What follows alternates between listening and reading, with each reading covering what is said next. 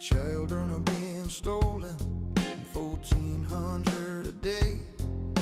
Why aren't people protesting that no one in the way?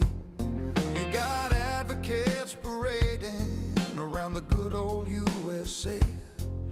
People with little hope waiting to hear what they say. Well, don't hold your breath, the messages aren't important. What they are fighting for, it's barely worth it. They say they are helping, well, that's just a lie. They want you to follow on Facebook. What a big surprise. Tiff and the Punisher here every day. Listen to the words they say. It will save you one day. Tiff and the Punisher, built to last. Stop giving up what's important to those that don't care. Don't build up their egos to you. It's not fair. Please do your research. Be read between the lines. Don't give them all you got. It's blind leading the blind. All of the people who say that they care They don't know your first name. couldn't tell you your case. They don't recognize your face. Tiff and the Punisher here every day. Listen to the words they say. It will save you one day. Tiff and the Punisher, built to last. Stop giving up what's important to those that don't care. Don't build up their egos to you.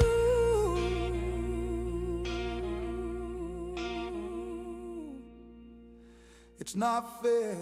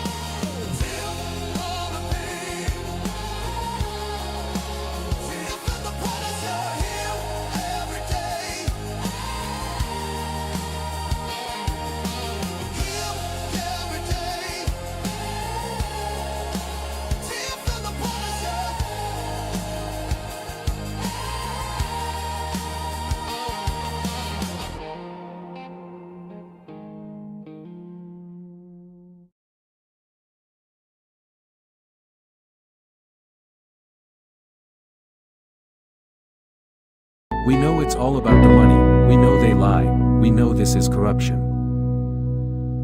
Does CPS know what they are doing to the children?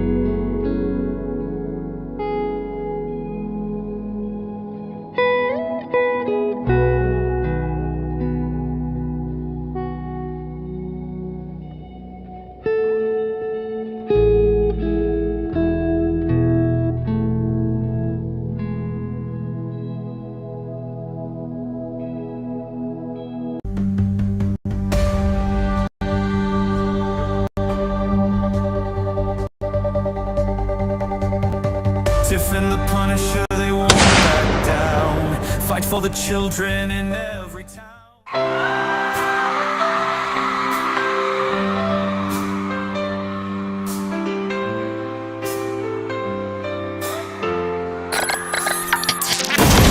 They are taking our kids every day. I shout them in and no one has a thing to say for those who have been isolated. Don't be worried, you have a voice today. So listen up everyone, here is the story. Child Protective Services, here's your radio. CPS is what they call it. They want our kids because it fills a lot of people's wallet.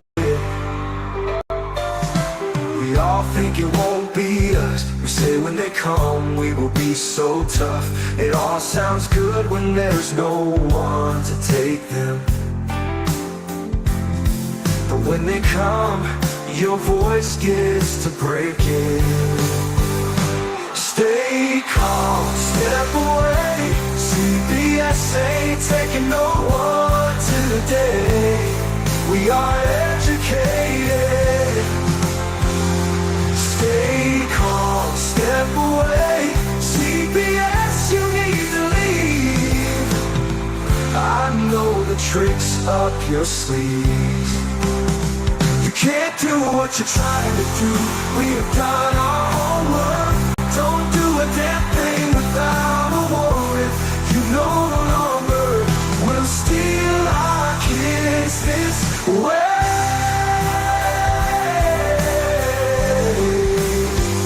Tiff and the Punisher have come for the calling. They are giving us the CPS warning. Their voice is loud and clear. We stop losing our kids this year. Tiff wants to fight the entire planet. She is tired of our kids being taken, god damn it. She's been fighting CPS for 30 years, bringing children home from this disgusting mess. The Punisher is screaming out loud, abolish CPS and tear it down. I want all our kids to come back. Look at all those kids, pictures held up like thin tags. Together we are stronger than we need. We will tear down CPS with high speed. We will do so much being together. Birds of a feather flock together. So watch out CPS, here we come. Picking you one by one. We promise to bring back the family and prosecute the caseworkers unhandily. So give us back the kids you have taken. Tiff and the Punisher sending you all on a vacation. The one with bars in the windows and the only games you play are on Nintendos. Corruption in courts, here we come. We won't stop until it's done. You judges need to learn what you stand for. This is Tiff and the Punisher warrior. We cry out to all of you out there. We need support for a cause that many don't care. All children are being stolen way too often. So CPS, we plan on doing the stopping. Stop it.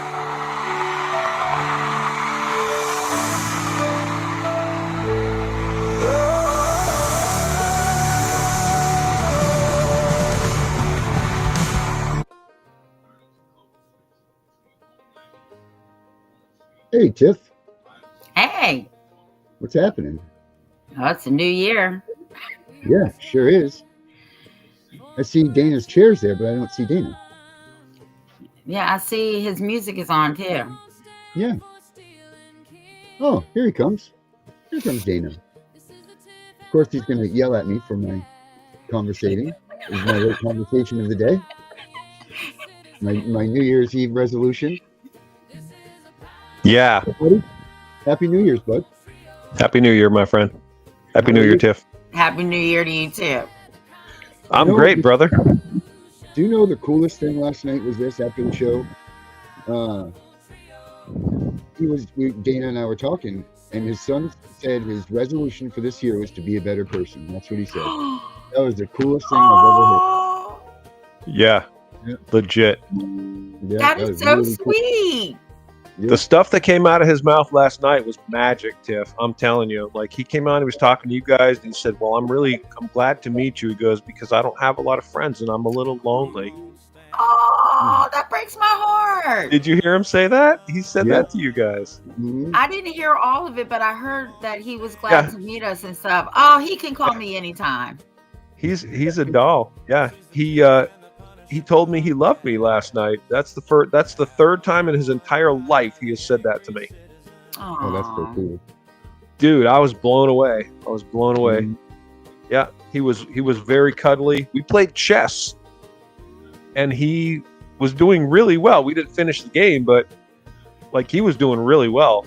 He is way ahead of his pay grade. Oh So my! you guys had a good first night of the new year. We had an awesome night, man. It was awesome. Yeah, his mom wanted to, have me watch him for a while, and so he came here, and it was getting a little bit late. So I said, hey, you want to lie down? He was like, yeah, I'm gonna lie down. He goes, you should lie down too. I said, okay. So we laid down, and he snuggled with me, and he was like really, cuddly, and it was awesome. It was really awesome. So yeah, so my introduction to the new year has been freaking spectacular. Thank you all. Oh, that's so special. Oh, Yeah. that's emotional. Whew. Yep. Yeah, it was deep. He looked at me and he said, I love you, Dad. And I was like, wow. And I'm trying not to like freak out, right? Like, I'm not going to go, what? Right. Woo! Right. When? Right. I'm trying to play it all cool, whatever. Oh, I love you too, buddy. Yeah. Want to run out into the streets and scream. Yeah. Yeah. Oh, well, that's great. Yeah, it is great. So yeah, thank you. I hope that gives you a little bit of, happiness, all of you out there. And I try to count my blessings, and when I'm, on with you guys and thinking about all the people just like Darren who are good people that have had their children kidnapped from them, it makes me so fucking angry. Mhm. Oh my hopefully God, this- it makes me angry. It's so absurd, especially when you consider, I was just thinking about this before we came on, the number of people that, in Maine, we've had children who have been basically murdered by their parents, and CPS, the so-called Child Protective Services people, were aware of this situation, that these children were in danger, and somehow didn't manage to save them. And yet they have time in their busy, busy, busy day to come and freaking raid on Antibes, my buddy Darren, Mhm. and kidnap his child, and tell Darren he's an unfit parent and poses a clear and imminent danger to his child. And Mhm. seeing all of you who've endured this makes me angry. It makes me very angry. It needs to be fixed. Needs to be fixed, Darren. That's CPS right. Punisher. That's it. 2026. That's the name of the game, man. Well, There's no more fixing this thing. We need to get rid of this thing, abolish it. That's what needs to happen. Yeah, to Well, hold these fuckers accountable. Hold I them all will tell accountable. you that I had a conversation with a pretty powerful person today. And the Minnesota and the Ohio and all this other shit that's going on, it's just the start. It's coming. It's coming. This is Yep. what got the ball rolling. Believe me when I tell you, it's coming. I hope so. I'm ready. I'm ready to see some accountability. I want to see people frog marched to jail for kidnapping, for deprivation of rights under color of law. Hold them accountable, and we the people will be ready. We want to see it. We need to see it. Yeah, right front page. Hang them Yeah. all. You know what I Yeah. mean? Hang them all, because you know what they've done? They've taken life out of people that will never get that back. There's Mhm. no Yes. fixing there's no fixing. Like, oh well, you got to fix. No, there's no fixing what they've done. Yeah. Because you don't get to go press rewind and come back and let's redo this and get the first steps back, or the first missing tooth, or the first day of school, or the first, all of those things. You don't get that back. You know what I mean? You get to, sure, your kid gets to be 18 or 21 and you get to, oh, here they come. They're, like, and that's what I love. People are like, oh, well, they're going to come back, when they're 18 or 21. Okay. Well, that's great. When I'm 73 and I missed the whole goddamn entire life, Yeah. what do I get for compensation for that? What do they get? You know what I mean? Who knows the hell Yeah. that they put through in those foster families?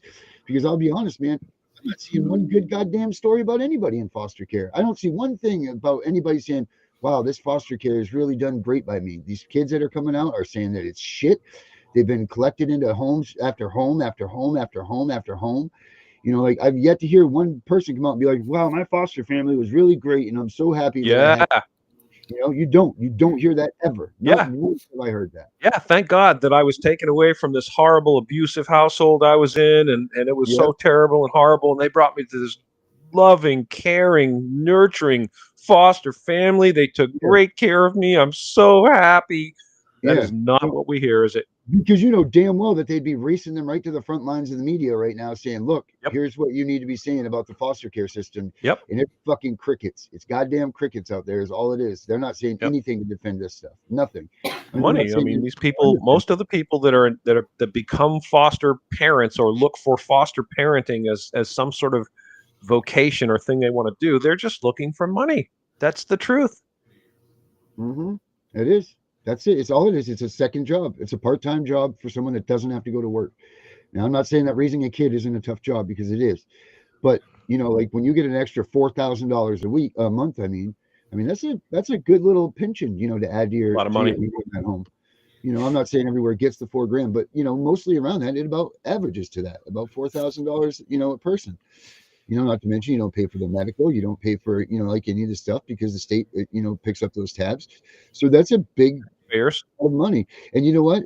These people, I will guarantee you, look, being a step parent has got to be just as much as being a foster parent. You know, it's got to be tough, you know, because you don't actually get the heart, you know, like that you would get. It's not ever going to be your child. So I get it that it's tough and all of that. But it seems to me like these foster families actually put these kids like on the back burner. And that's ridiculous. It's awful. Like you actually took them from a place that even if they were abused, there's studies that say that a minimal amount of abuse that was going on in the home is much better than removing them and then taking them and putting them into another placement place. Yeah. You know, What a horrible thing for a child to be Right. yanked out of the only environment you know and brought to strangers.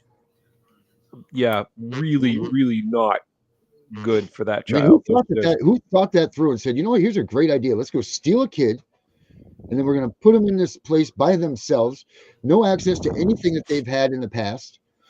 You know, can you even as an Yep. adult? I mean, look, I've been to jail. I know what it's like, and that is a horrid feeling when you're taken away, you're put into isolation. There's nobody around you that you know. You can't talk to the people that you love or you care for. You can't do any of that stuff. You are just stuck in a goddamn cell, and that's it. And that's got to be what it's like to be a kid that's being removed. For Like, sure. they have nothing. They have nobody around them. They have nothing. But this is a good idea. This is a great idea. Let's do this. So I just sent you a 22-minute video that you really should play. I tried to find Dana on here because I was trying to send it to him earlier too. You got to watch this. I'm not going to say my mind was blown, but I tell you what, it definitely validates what we've been saying. All right, let me. I just sent it to you in Messenger. All right. I'll find it. Hold on. You bossed me around. Happy New Year. Yep. Some things don't change. I'm just kidding. All right. The Somalia one that you just sent me. Whatever I just sent you about it was broadcasted 4 days ago. Yeah. Okay. All right. Well, guys, let's go to the movies. Let's see what Tiff sent. Let's see here. Blip, blip, blip, blip, blip. Okay, so let's see if this is what it is. Okay, Tiff is this one. Tiffany Wise. Here we go. All right.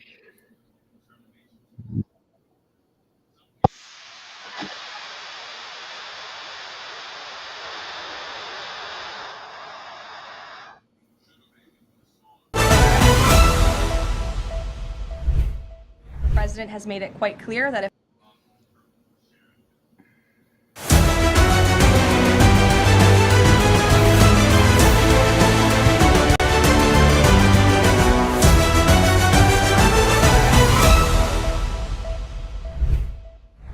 has made it quite clear that if narco-terrorists, again, are trafficking illegal drugs towards the United States,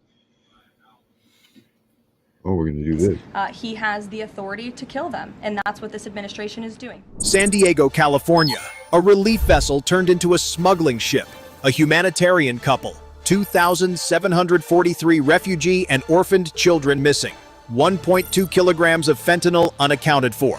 Want to know the truth behind this story? Hit like and I will show you what was hidden. Get like At on 5:18 a.m. in San Diego, California, the city still lay asleep beneath the cold breath of the ocean wind. One by one, a convoy of federal black SUVs came to a stop outside the headquarters of the Global Children's Relief Foundation. Within seconds, more than 40 FBI and DHS agents moved forward with a clear and precise objective. The private executive office belonging to the organization's director, Abdirahman Bashir Warsaim, 54. A Somali humanitarian figure long praised for compassion and moral courage, and his wife, Dr. Marian Ali Duele, 52, who served as a senior program administrator within the same organization.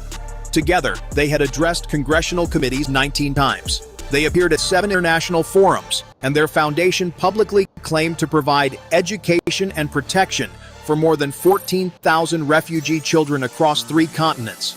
Major newspapers called them guardians of displaced youth, while donors proudly repeated a powerful phrase: they are entrusted with the future of thousands of children. But behind the speeches, the awards, and the applause, something was wrong. When federal analysts reviewed their records, they uncovered a disturbing pattern. Investigators later traced 2,743 missing refugee and orphaned children to programs connected to the couple's international travel exchange network. Documents showed repeated cases in which children listed as participants in educational programs had departed, yet no records showed them returning. For more than 5 years, their organization reported revenues of over $310 million per year, yet financial statements shifted constantly without explanation. Travel records revealed multiple recurring private sea routes, not to refugee camps or aid centers, but to remote, unmonitored departure ports across the Pacific. To the public, these were only statistics. To federal investigators, they were warning bells. Because while the public saw a symbol of humanitarian virtue, federal analysts were beginning to recognize something else. Behind the image of this celebrated couple may not have been charity, but a legacy built on a truth far darker than anyone ever imagined. You have only seen what they wanted you to see. Hit like and subscribe, because what comes next will reveal how power became a shield for evil. The deeper the investigation went, the more the truth was brought to light. For years, admirers praised their discipline, structure, and flawless precision. But that precision concealed another reality, one that investigators would eventually describe as a humanitarian mask hiding an industrial-scale human trafficking machine. Confidential financial audits revealed that their foundation had processed more than $286 million in international aid funds over 5 years. Yet nearly 41% of those transfers flowed through phantom programs. No actual schools, no classrooms, no verified students. The paperwork was complete, but it led nowhere. Instead, it operated in parallel with commercial brokerage networks in Shenzhen and Guangzhou. Among more than 3,100 listed minors, at least 2,700 had no documentation.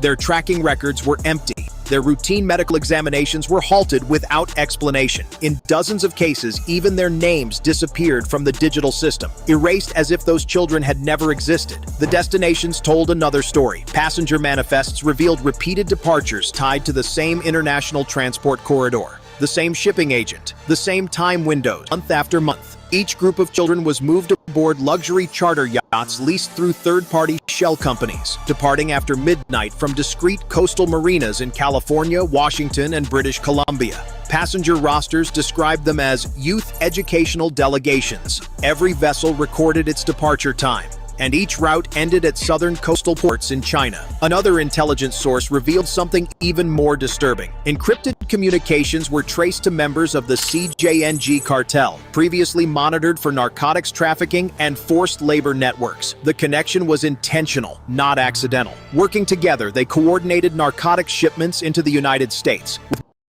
More than 1.2 kilograms of fentanyl moved along transport organizations' routes, and once again, the same pattern appeared. Target, a luxury yacht disguised as a humanitarian relief vessel. Projected number of children, 450. Distribution network, unregistered private hospitals in China. Estimated black market profit, billions of dollars. After confirming every stage of the operation, federal agencies reached a single, unavoidable conclusion. This was no longer a charity audit. This was no longer a records review. It was the blueprint of an organized human trafficking network, built behind the trusted public faces of a powerful couple.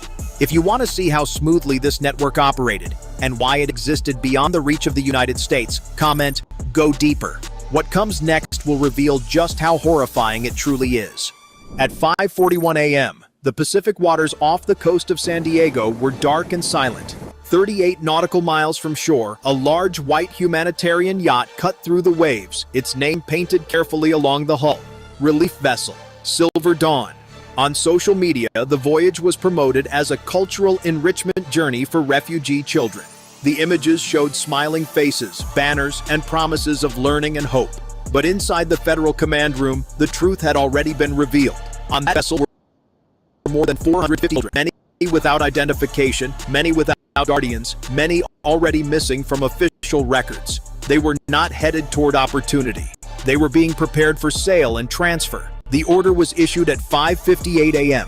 The waters around the yacht shifted from silence to coordinated motion. The U.S. Navy's rapid response vessels, USS Cole and USS Carney, closed in from starboard and port. FBI and ICE tactical teams prepared to board.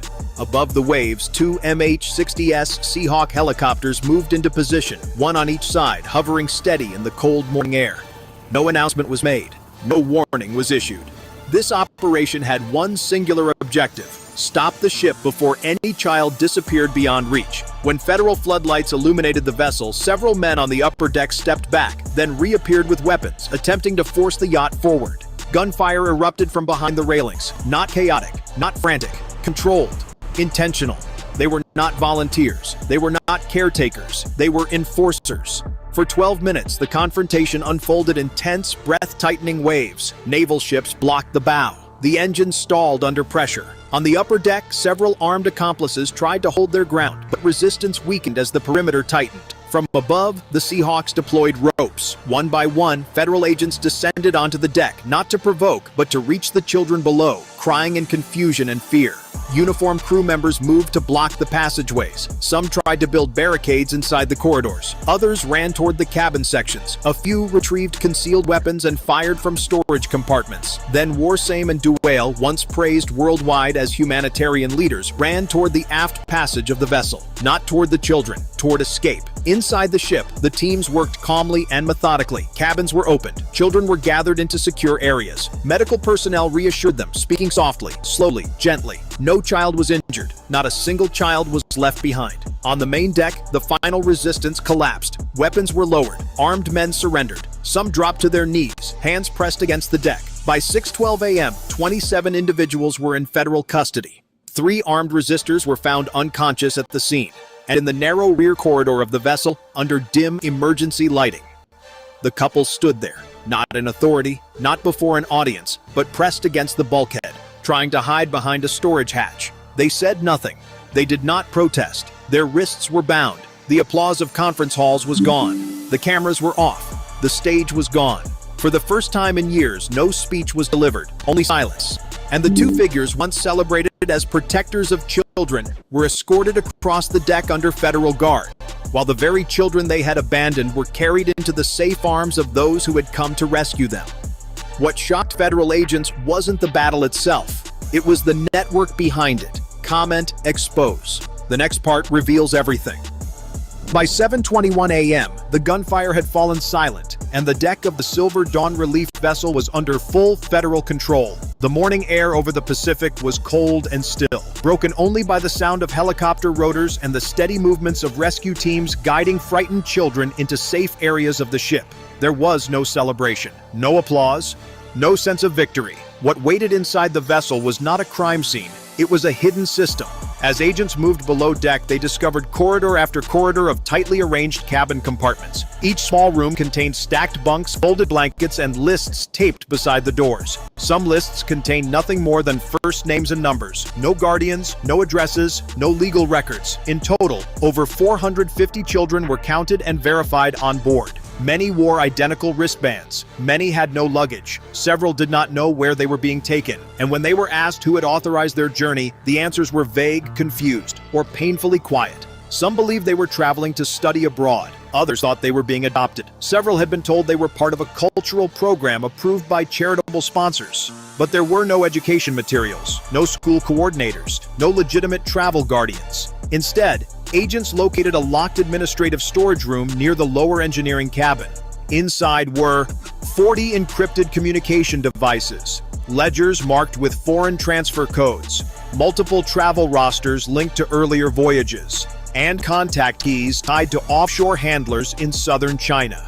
A separate compartment held 5 metal cases. 2 contained vacuum-sealed bundles of currency.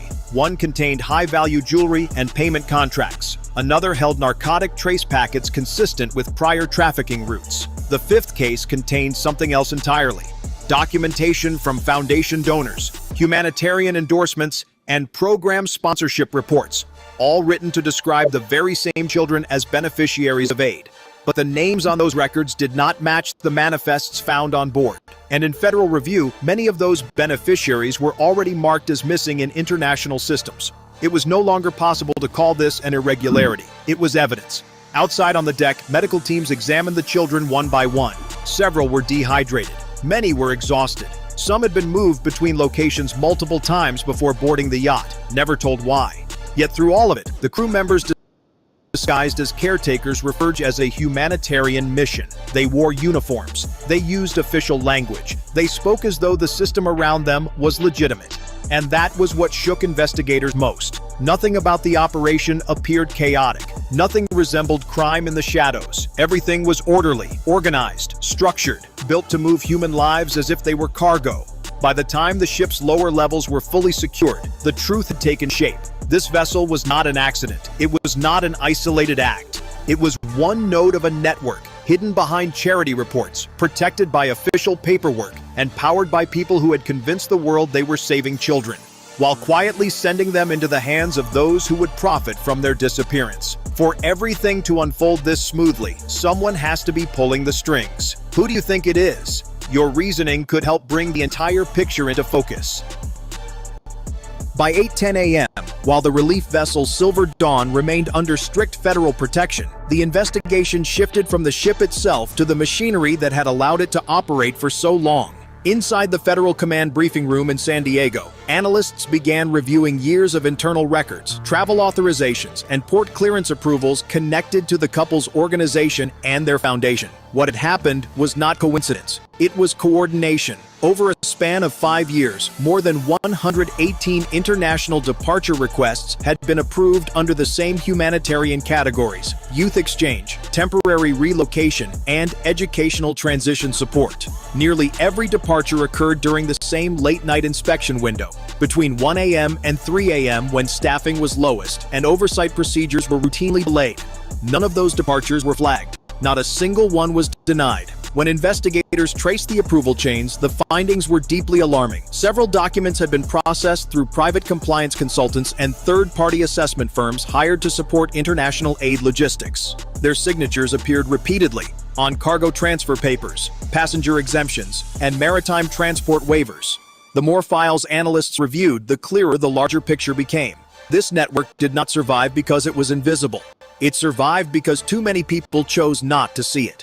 Financial audits revealed consulting and advisory fees totaling more than $92 million, allocated to shell organizations tied to port administration groups, legal review bodies, and overseas coordination offices. On paper, these payments were legitimate, labeled as risk evaluation, international coordination, and humanitarian infrastructure support. In reality, they served one single function: They prevented questions from being asked. When junior staff requested secondary passenger verification, the request was marked unnecessary. When voyage logs showed repeated late-night departures, the anomaly was labeled statistically insignificant. When a customs officer refused clearance, he was reassigned within weeks. The pattern repeated year after year. Official emails retrieved from encrypted servers described the program as a priority humanitarian corridor.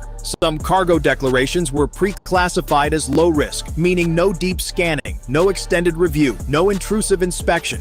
And those classifications had been applied to the very routes now linked to 2,700 missing minors, hundreds of covert financial transfers, and a parallel flow of illicit financial activity.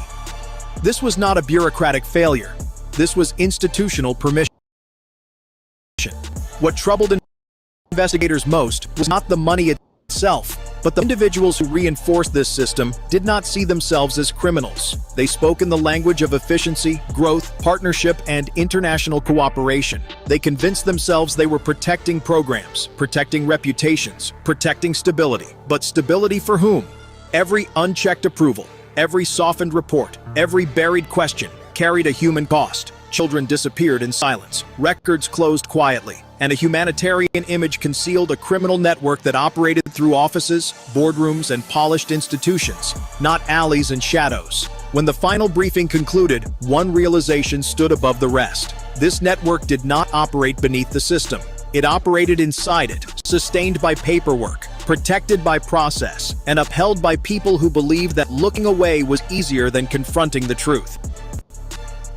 By the afternoon of the operation, the activity aboard the Silver Dawn had grown quieter. The noise of the confrontation had faded, replaced by softer sounds. Medical teams speaking gently, blankets being unfolded, children being guided to seated areas on the upper deck beneath the morning light. There was no triumphant tone, no victory language, only a steady and deliberate sense of responsibility. Across several hours, Federal Child Services teams and medical personnel worked room by room, verifying identities and stabilizing the young passengers. Out of more than 450 children rescued, many were unable to describe the full path that had brought them to the vessel. Some had been moved between shelters, others had crossed multiple borders, several had been separated from guardians long before boarding. Their records revealed something larger. Cross-referenced against international databases, at least 2,700 minors tied to earlier program transfers had never re-entered legitimate humanitarian systems across the previous 5 years. Many had vanished from school registries. Others disappeared after temporary sponsorship documents expired. A significant number were never recorded again, not as students, not as residents, not as refugees. For investigators, the numbers no longer represented figures in a report. They represented absence. Each missing record was a child with a life that could not be traced. As analysts reconstructed the movement corridors linked to the Foundation, a deeper reality emerged. Children were not simply mismanaged. They had been absorbed into concealed pipelines, transferred through routes built to erase their existence from oversight structures. Some had been shifted repeatedly to prevent tracking. Some were listed under altered identifiers. Some left no trace beyond a single outbound manifest. The emotional weight of these findings did not fall in a single moment. It gathered slowly, quietly, as case logs hardened into fact. Parallel investigations confirmed that the network did not merely operate alongside criminal transport channels, it relied on them. Financial reviews documented hundreds of millions of dollars routed through layered accounts under the appearance of humanitarian allocation. Those funds did not build schools. They did not support shelter programs. They did not return to the children whose names had justified them. A separate intelligence stream linked overlapping maritime routes to narcotics corridors responsible for more than 1.2 tons of illegal substance movement over an extended period. The same vessels that carried the language of charity also carried the concealment strategies of organized trafficking. The damage did not stop at numbers. It extended into communities. Social workers across multiple states reported scattered cases of unexplained child relocation, dependency terminations, and sudden record closures corresponding to the same Foundation timelines. Families who believed their children were entering protected programs had instead been separated from oversight entirely. For those who survived the journey and were recovered, the path forward would not be simple. Many required medical evaluation, legal guardianship review, and long-term psychological support. Some spoke little, some remained silent, some were still too young to understand what they had nearly been taken into. Justice, investigators understood, would not be measured in a single operation. It would be measured in years of reconstruction, locating survivors, rebuilding records, restoring identities, and returning dignity to those who had been treated not as children, but as shipments moving through a system that called itself humanitarian. Inside the federal briefing room, one conclusion echoed again and again. This was not collateral damage. This was the purpose of the network. It existed to convert vulnerability into profit, to turn innocence into a resource, to move lives through doors that were never meant to close. And as the rescued children were carefully transferred from the deck of the Silver Dawn to protective custody, the people who had come to save them carried a quiet understanding. Stopping the ship ended the movement, but the work of healing and the work of truth had only just begun. By the end of the first 24 hours, the Silver Dawn relief vessel was no longer moving across the Pacific. It was anchored under U.S. Navy escort, its decks secured, its compartments sealed, and its systems cataloged as part of a widening federal investigation. Warsame and Duale did not return to conferences or cameras. They was transferred under guard to the USS Coronado, where federal agents began the first stage of post-operation questioning. There were no speeches, no public statements, and no appeals to humanitarian authority. The interrogation room remained quiet, and the records spoke louder than any defense they could offer. Within days, the investigation expanded far beyond the ship. Bank accounts tied to the Global Child Relief Foundation were frozen across 7 jurisdictions. Real estate holdings, foreign investment portfolios, donor trust reserves, and subsidiary program accounts were seized pending review. In total, more than $420 million in assets were placed under emergency federal control. None of the corresponding ledgers matched legitimate program spending. Behind every financial transfer was a trail of shell organizations, advisory partnerships, and consultancy fronts designed to disguise extraction as aid distribution. In multiple cases, the same authorizing signatures appeared across funding approvals, port access waivers, and international travel exemptions. The findings were not isolated. They were structural. Grand jury panels were convened under sealed proceedings. Charges extended far beyond mismanagement or fraud. Draft indictments spanned human trafficking, conspiracy across international borders, financial laundering through humanitarian channels, obstruction of oversight procedures, and organized racketeering activity. Several cooperating witnesses were identified. Individuals once positioned inside compliance review offices, logistics contracting firms, and advisory bodies linked to transportation and aid coordination. Their testimonies revealed a system that had not simply overlooked risk, it had normalized it. Federal analysts recovered more than 14,000 internal communications, outlining a language of operational caution, not to protect children, but to protect the image of the foundation.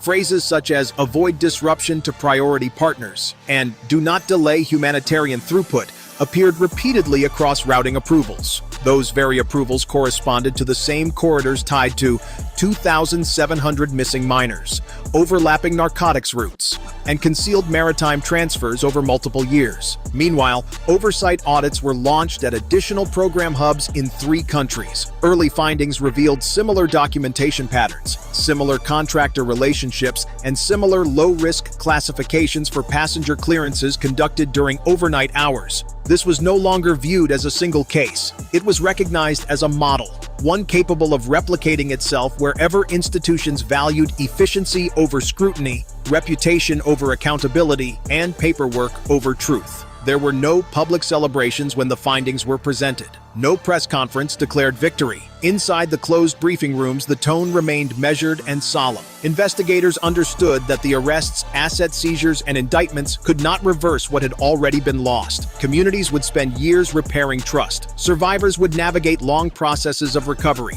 Courts would move carefully because haste could never replace justice. Yet one fact stood firm. The pipeline had been severed. The vessel no longer sailed under the banner of charity. The financial machinery that sustained it no longer moved unchecked. And the image that once shielded wrongdoing had been stripped away, replaced not with outrage, but with documentation, evidence, and accountability. For those who had worked through the operation, the meaning was neither triumph nor closure. It was responsibility. Responsibility to tell the truth. Responsibility to protect those who had no voice. Responsibility to ensure that silence could never again be mistaken for compassion. Because the greatest danger had not been the ship, the money, or the network itself. It was the belief that a system built on trust could never be questioned. This case broke that belief, and with it came a final, unspoken understanding. Humanitarian work demands vigilance, not admiration, and the cost of looking away is measured in lives. When the last reports were filed and the final evidence boxes were sealed, there was no applause, no headlines declaring triumph. The operation did not end in victory, it ended in understanding. What had been uncovered was more than a criminal network. It was a warning about how easily trust can be borrowed, how institutions can be persuaded to look away, and how compassion can be misused when oversight is replaced by assumption. The children rescued that morning did not symbolize a solved case. They represented a responsibility that now belongs to every system meant to protect the vulnerable. The work ahead would be slow, deliberate and measured, restoring records, rebuilding safeguards, and ensuring that no title, no reputation, and no public image is ever allowed to stand beyond question. Because in the end, the greatest defense against injustice is not power. It is vigilance and the courage to see.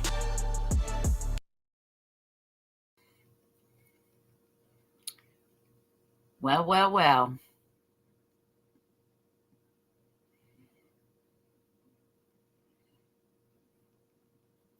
Where's everybody at?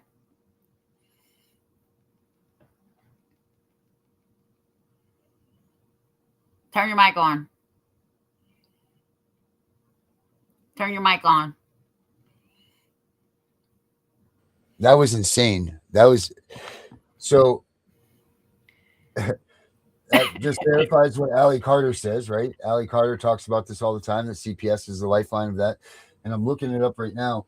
What the because the statistics show that last year it was. I didn't look at it this year. I haven't looked at it in a while, but I believe it was 84% or 87% of the children that the United Nations have saved in these aid programs or the raids when they got the children came from Child Protective Services in the United States of America. 87% was the total, I believe. So I'm gonna look that up right now while we're doing that. Now the same thing that the military or Navy, whoever it was, did there, that's what needs to happen in the CPS and the child support and the family courts. Yeah. Because they're all turning a blind eye because they normalized the criminality of it. Well, they have the perfect storm. Then once these kids are terminated, their rights are terminated from their parents, they no longer have anybody paying attention to who they are or what they are or whatever. You know, like no one cares who they are. No one cares to look for them. No one cares to nothing. You know, like they're gone. That's it. They're just a smear because nobody even knows who they are in their existence. Once that family line is cut from them, they've got nobody to make sure that they're still alive, putting their shoes on, brushing their teeth, or anything like that. You know, the system, your faith is in the system. And then God forbid that they keep their name. You know, of course not. What's the first thing they do? They change their names. So you'll never find these people. So you can't see if your kid's still alive, well, and kicking. I mean, that should be changed also. Like maybe the identity of where the kids are going isn't maybe so much. Maybe you keep that information, but there should be some sort of a tracking measure that shows the biological parents where these kids are and that they are thriving, that they are doing well, and that they're not, you know, they're not just disappeared into thin air, you know? So they said that this couple has been doing this since COVID. So they caught this boat. How many other boats have gone across that sea? How many other children that have been missing are over in other countries being trafficked? You only know as many as we talk about this all the time. Like they talk about the money that they spend. Well, we don't even know what the true amount of money is because we only know what they report. Like we say, how about the doctor's offices? How about the nurses that are getting $1,000 a piece to you know, call up DHS and, you know, do a mandated report on someone because someone wants a blonde-haired, blue-eyed kid? We don't know these numbers. We don't know what the true numbers are, but I guarantee you it's a lot. I mean, this is one of the oldest professions, you know, next to prostitution that there is child trafficking, you know, and that's the facts. That's the real facts. So again, this just goes to point, like we've been talking about, be very cautious who you are using for an advocate. If you're using an advocate Be assured that they are 100%, that your money is going to where it's supposed to be going to. If they say that you're donating towards their fund, then hold them accountable. Say, I want a detailed list, an itemized report of dollar for dollar where my money was donated to, where it went to, and I gave it to you.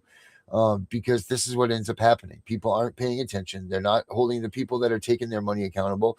And now these kids are just vanishing. And that's the facts, you know? And that was released 4 days ago. One of how many others, like you say? Yeah. How many other kids have been missing in the United States for God only knows how long? How do we know they weren't on one of those little trips? Right. Yep. When I saw that today, I was trying to find it because I watched it on my TV. And I was trying to find it in my phone, and I finally found it, and I sent it to you, and I couldn't find Dana. I said, oh, my God, we got to watch this tonight live. We got to watch this. It's just a pisser, you know, millions and millions and millions of dollars that our government is taking from us, or saying that's going to this. I mean, look at the federal numbers that they match in all of these things, you know, like the oh shit, I have it right here, I believe. Well, it's not just them.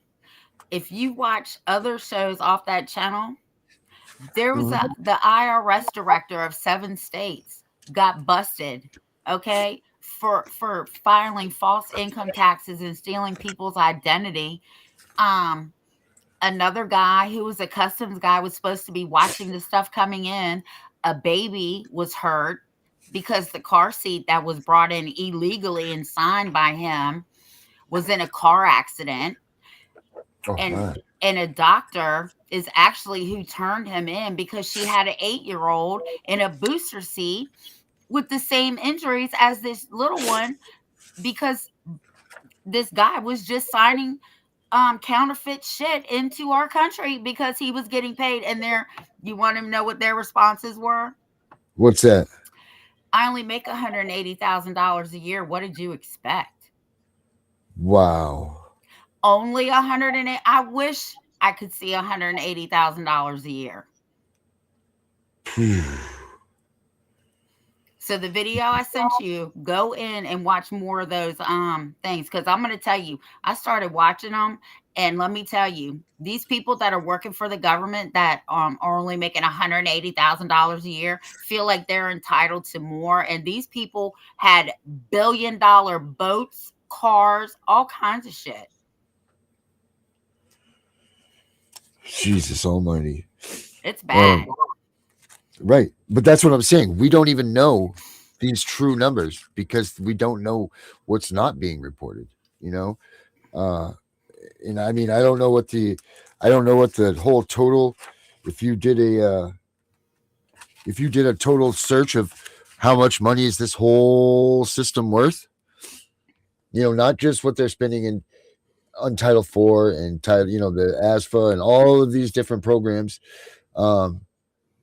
I wonder what they say is a total number. Like what's the number that they're spending each year, or that is spent each year just on the whole circle of stuff, you know, like the whole damn thing, the whole, you know, CPS, foster care, child support, that whole Title IV, you know, bullshit, you know, all of that. What is not the actual number, but what's the number that they're saying? It's got to exceed the billions, right? It's got to be probably fastly approaching trillions.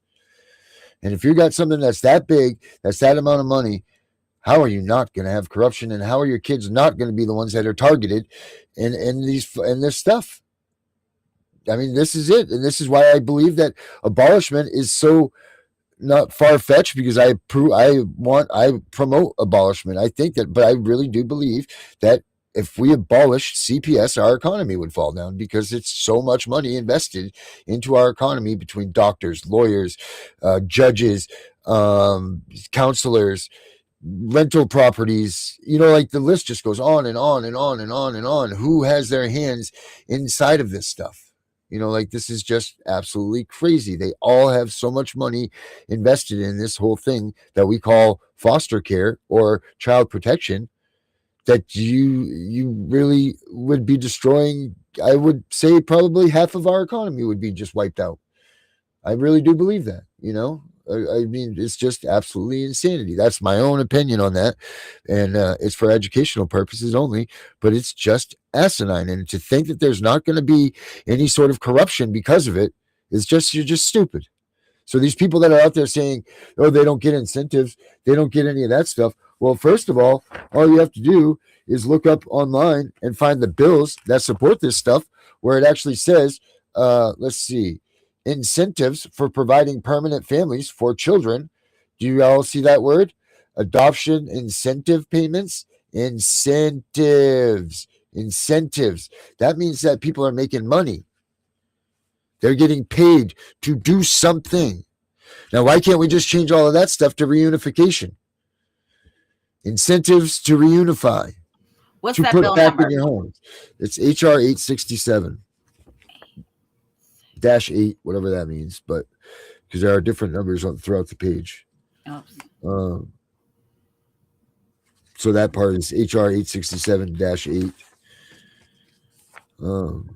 So, I mean, that's it, people. That's the size of it. And with those things going around and those things being what they're working towards, then we have too much corruption, and there's just too much. There's too much money on the bounty of one of our kids' heads to believe that the best interest of our child is truly what they are working towards, because it seems to me like the best interest of the greenbacks and the wallets and all of that stuff of all these people involved, including our own government, are what is the main goal here.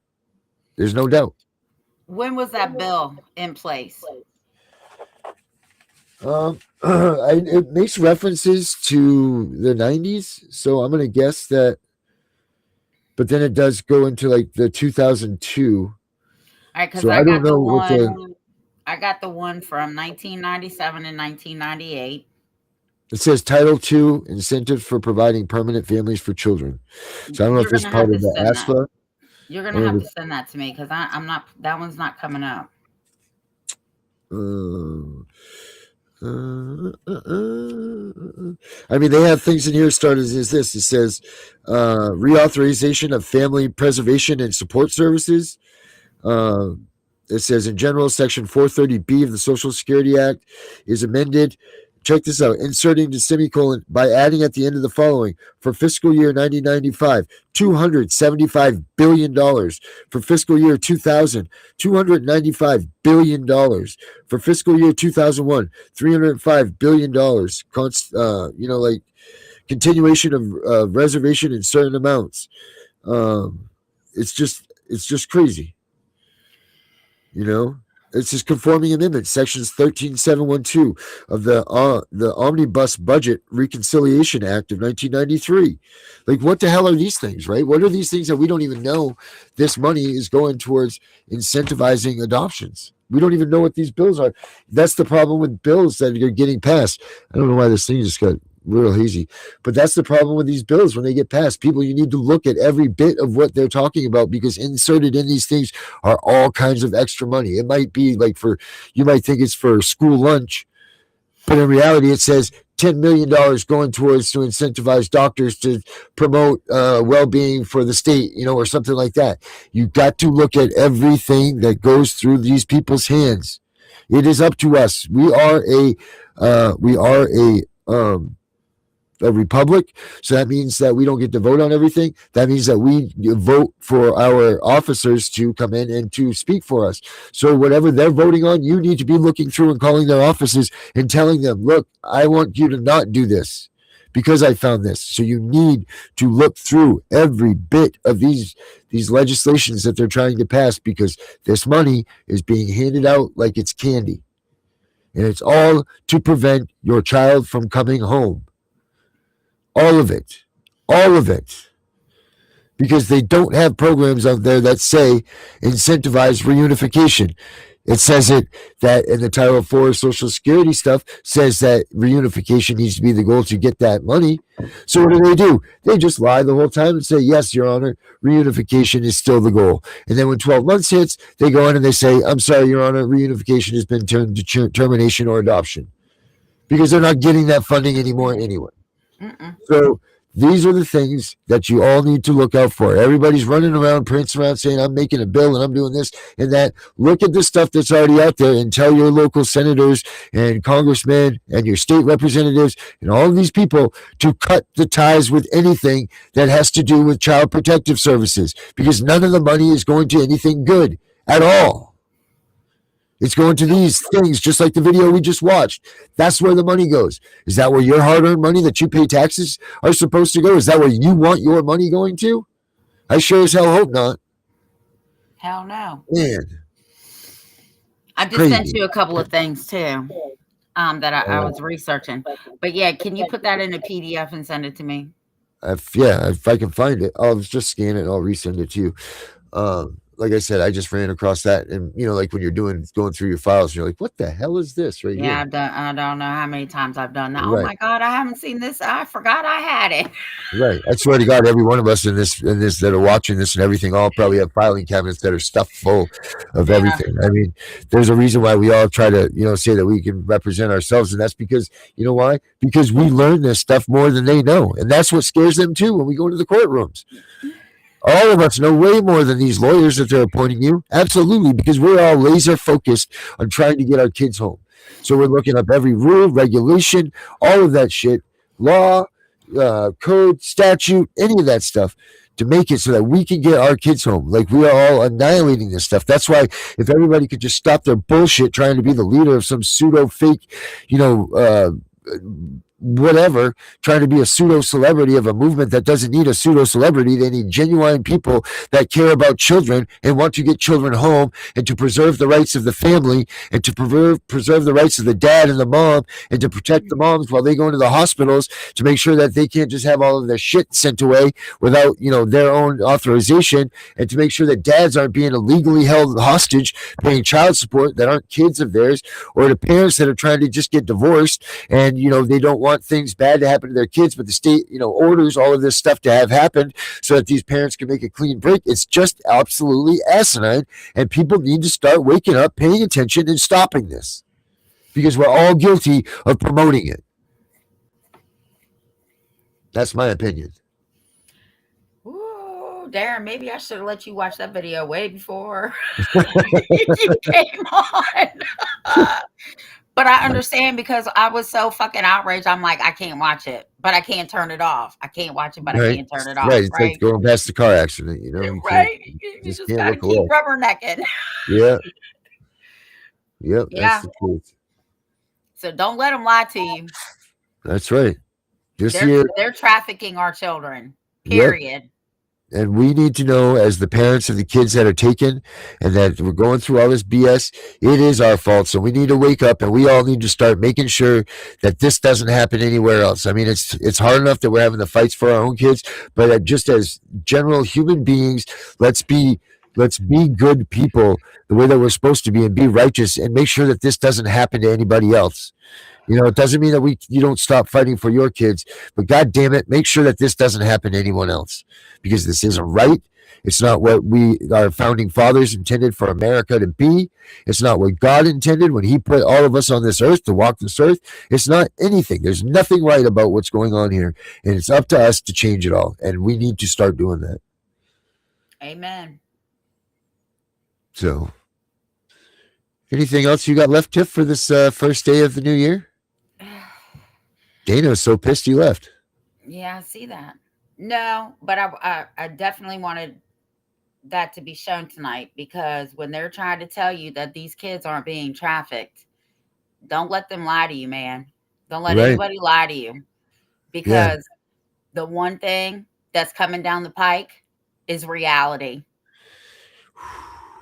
And reality will hit you in the face like a ton of bricks. Yeah. Amen. Happy 2026, everybody. We'll see you all tomorrow. Random day. Random Tiff and Punisher showtime, so keep an eye out. We'll be there at some point. Just a matter of when. Happy 2026, everybody. And yes, Alicia, I'll call you. Kids are taken every day by CPS. Come on, Arrow. Get us out of here. damn about Right, the Tiff. Constitution. We have found the one and only solution. There's a couple people you should know. Tiff and the Punisher is the show. They wanna stop CPS from stealing our kids, fighting beside us and trying to guide us. Tiff has a heart of gold. She blasts these caseworkers when they are wrong. She beats them down with her knowledge, better than the kids who are in college. The Punisher's abolished all the way. He's been here 4 years, they took his daughter away. He came from the darkness he was in. Now it's time to make parenting great again. Together they are making a commotion, telling all the parents use the Constitution potion. You have rights, did you know? Learn to use them on Tiff and Punisher show. We all admit the times are hard. No little children in the front yard. Tiff and Punisher are fighting so hard. They're waging war, on their side is God. They don't stop if they get in trouble. They fighting for the children, double trouble. The strength they need, they get from each other. They had each other's back like sister and brother. They are Tiff and the Punisher, saving the families from corruption. They want you to join their movement, no repercussion. You need to learn that thing called the Constitution. Inside that document is our solution. CPS, we have your number. We are coming for you, hear our thunder. Your fate is sealed, have a nice day. You won't break another family. No more trauma for kids, that's like blasphemy. Keep your thoughts to your own ideals. Soon enough you'll be clicking your heels. Because you need to go to jail. All of us fathers will be chugging down an ale. The mothers will squeeze their young ones tight, as CPS workers are locked down for the night. They had a choice, they didn't and made. Now they spend their days in crates. They should know it's wrong to kidnap. So from all of us, this is your payback. There's a couple people you should know. Tiff and the Punisher is their show. They wanna stop CPS from stealing our kids, fighting beside us and trying to guide us. Tiff has a heart of gold. She blasts these caseworkers when they are wrong. She beats them down with her knowledge, better than the kids who are in college. The Punisher's abolished all the way. He's been here 4 years, they took his daughter away. He came from the darkness he was in. Now it's time to make parenting great again. Together they are making a commotion, telling all the parents use the Constitution potion. You have rights, did you know? Learn to use them on Tiff and Punisher show. That's all we need to Imagine being a child who has been get on with this fight. Imagine being a child who has been torn away from their security blanket, their parents, the ones who stopped the boogeyman from terrorizing the nights and curing their boo-boos when they scraped their knees. Now just imagine how they mightest feel when the CPS meant to protect them tears them away from their supposed abusers and places them with strangers who have zero comforting skills. They need to be calmed. They are confused, lost, panicked, and needing their parents, but CPS took them away for the purpose of saving them. The kids don't even know why, and they are told that the parents they attach to no longer want them. What do you think that does? Do you think that this is how protecting children is supposed to look? Abolish CPS.